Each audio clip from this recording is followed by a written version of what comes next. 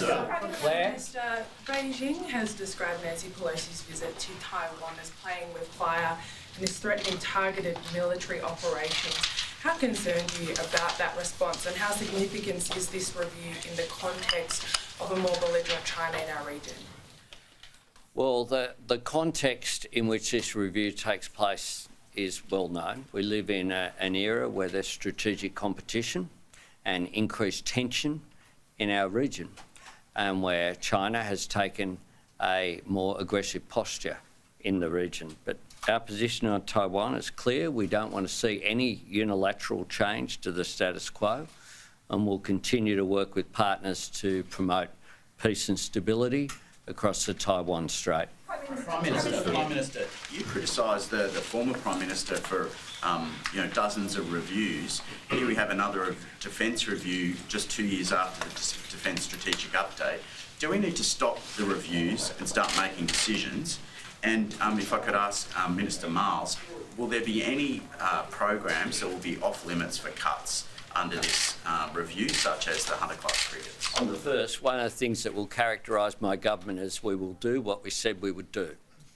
We said in the ANZUS speech we would do this. I backed that up in the Lowy Institute speech. We foreshadowed this, and this is necessary because we know that there has been that significant gap between what governments have announced and what has actually been delivered.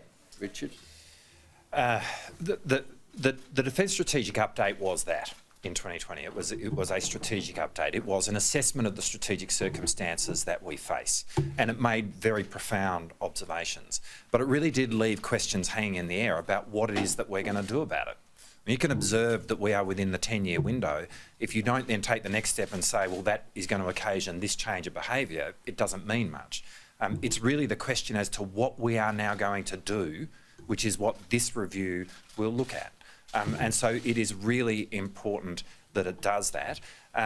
We will apply a critical eye to the integrated investment plan. We have said that.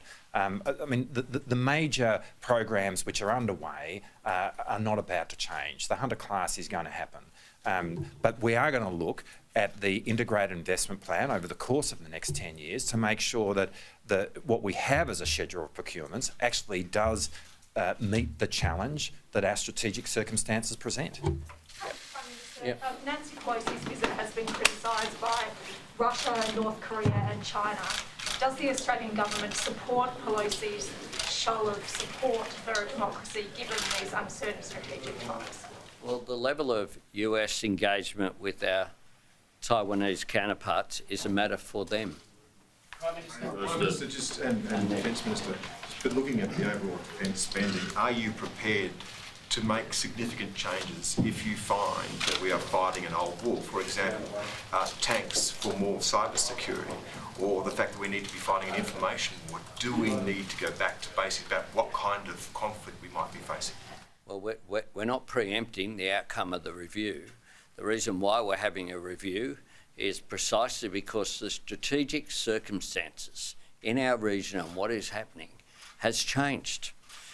Government shouldn't be immune from being prepared to make appropriate changes based upon proper advice.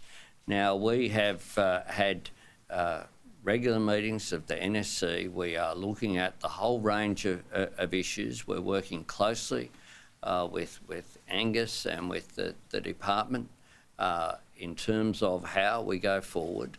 But this review is a substantive one, as Richard has said. It is about making sure that we can be absolutely confident that we're getting this right, because the consequences of getting it wrong are known to all. We need to make sure as well we have a responsibility to taxpayers to make sure that every dollar is going into the right area, and that is something that's supported by the department and supported by the ADF. But that's exactly right.